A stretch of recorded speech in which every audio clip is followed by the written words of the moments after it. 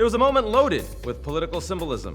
At the 2022 Winter Olympics opening ceremonies in Beijing, just as Ukrainian athletes made their entrance in the Parade of Nations, cameras caught Vladimir Putin slumping in his chair, appearing to fall asleep. I bet he was faking it, and then jerking back awake. The message?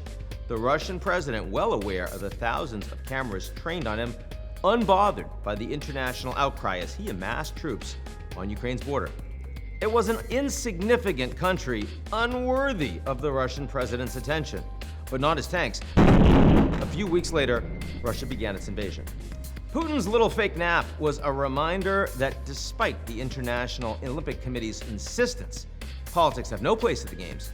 The realities of the outside world have a way of creeping in. The IOC says it's non-political, and they say that they promote democratic values through sports, but in recent years it's become awfully cozy with authoritarian leaders who use the Games as PR to project the image of their country they want the world to see.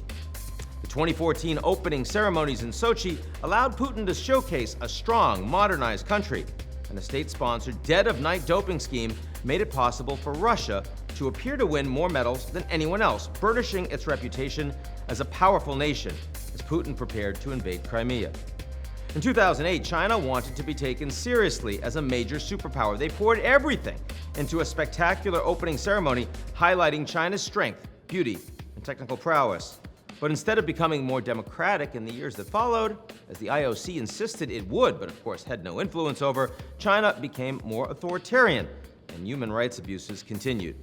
And then this happened. The host city of the Olympic Winter Games 2022. Beijing. Beijing is marketing itself as the reliable choice despite concerns about a lack of natural snow, air pollution, and government controversies.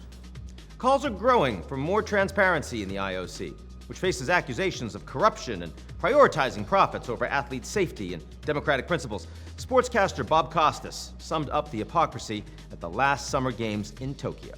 Just so we have this straight, Sha'Carri Richardson smokes a little weed and she can't run in the Olympics.